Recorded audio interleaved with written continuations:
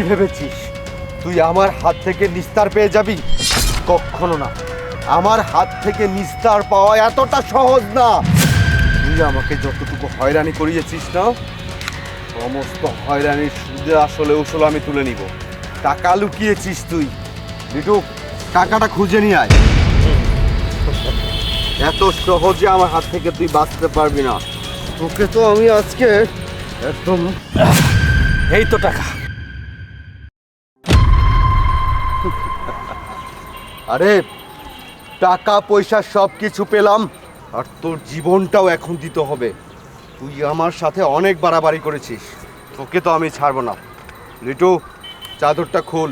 Sir থামেন, আপনার কিছুই করণ লাগতো না। ও অনেক দিন হইলেও আমার জ্বালাইতেছে। ওর জ্বালায় আমি পুরো অতিষ্ঠ হয়ে গেছি। ওর ব্যবস্থা তো আমি করব। ওরে এই পৃথিবী থাইকা আসমানে পাঠাইয়া দিমু। বাকি কাজটা আমাকে করতে দেন, আপনি হাত দিয়েন না। ওকে ফাইন, তুই যেহেতু এত করে বলছিস তাহলে দায়িত্বটা আমি তোকেই দিলাম।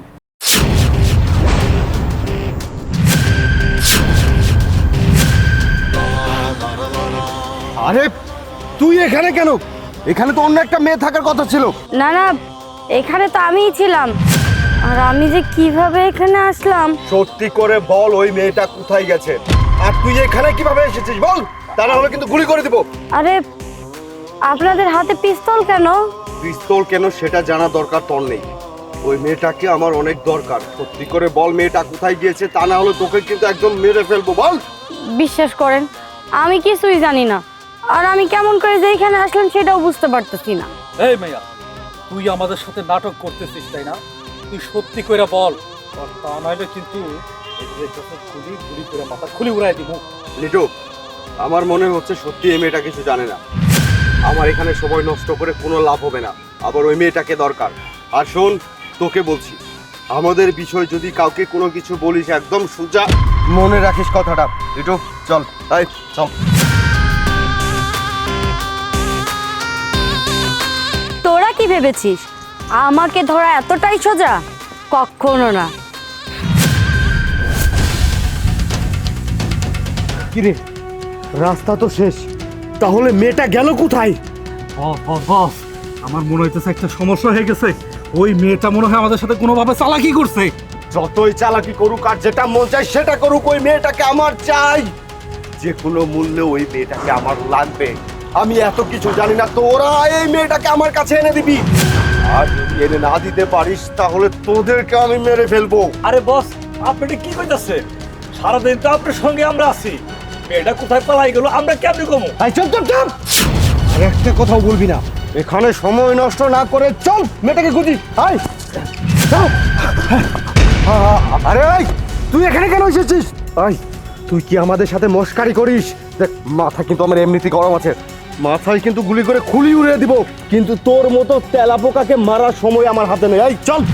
বস, আমার মনে হইতেছে কি এই মায়াটার মধ্যে কোনো একটা ঝামেলা আছে। এই মায়াটা কোথাও আবার জাদুঘর নয় তো?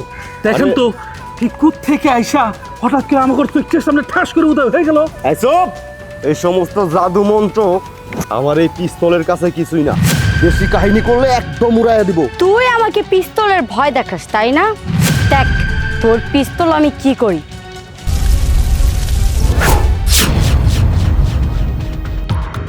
এখন কি বলবি?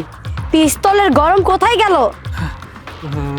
বস, আমার মনে হইতেছে কি এই মেয়েটা সাধারণ মেয়ে না, এই মেয়ে একটা জিন।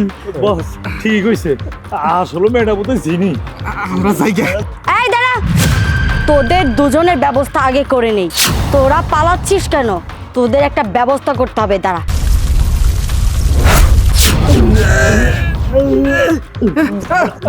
ম্যাডাম, আপনি এটা কি করলেন? আপনি তো আমার হাত ভেঙে দিলেন। এই, সত্যি করে বল, তুই কে আর আমাদের কাছে কি চাস? আমি কে? আমি কে জানতে চাস? আমি হচ্ছি জাদুকন্যা কবিতা। তুই তো এখনো বাকি আছিস। দেখ তোর কি ব্যবস্থা করি। তোরা যে অপরাধ করেছিস না, সে অপরাধের কোনো ক্ষমা হয় না। তোরা তো সারা জীবন এমন ভাবেই থাকবি। তোরা অপরাধ করেছিস, অপরাধের শাস্তি এভাবেই পাবি। আর যাওয়ার আগে টাকাগুলি দিয়ে যা। যা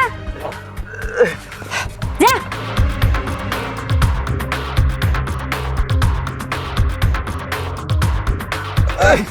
সর্বনাশ করছে।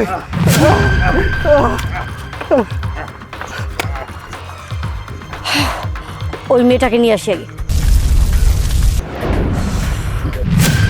তোমাকে অসংখ্য ধন্যবাদ, তুমি আমার জীবন বাঁচিয়েছো। না না, ধন্যবাদ দিতে হবে না। আচ্ছা তুমি আমাকে একটা কথা বলো তো, তোমার সাথে কি হয়েছিল আর ওরা কেনই বা তোমাকে মারতে চেয়েছিল? আসলে তুমি যাকে শাস্তি দিলে সে আমার সৎ ভাই। ও চায় যাতে আমি দুনিয়া থেকে সরে যাই। ও আমাকে দুনিয়া থেকে সরিয়ে দিতে পারলেই আমার যত সয় সম্পত্তি আছে সব তো ওর হয়ে যাবে। ও ওই সয় সম্পত্তি দখল করার জন্যই আমাকে দুনিয়া থেকে সরিয়ে দিতে চায়। আসলে হয়েছে কি, আমার তো বাবা মা মারা গিয়েছে, আর যাওয়ার সময় যত সয় সম্পত্তি ছিল সবই আমার নামে লিখে দিয়ে গিয়েছে। তখন থেকে ওর আমার উপরে রাগ ক্ষোভ, আর এর জন্যই ও গুন্ডা পান্ডা ভাড়া নিয়ে চেয়েছিল আমাকে মেরে ফেলতে। যাই হোক বোন, তুমি যে আমার জীবনটা বাঁচিয়েছো, তোমাকে অনেক ধন্যবাদ। থাক, ধন্যবাদ দিতে হবে না। আচ্ছা যাই হোক, এই নাও তোমার টাকা। আর শোনো, তোমার যদি আর কখনো বিপদ হয়, জাদুকর কবিতার নামটি স্মরণ করবে, দেখবে আমি তোমার সামনে হাজির হয়ে গিয়েছি। এখন আমাকে বিদায় দাও। আচ্ছা ঠিক আছে।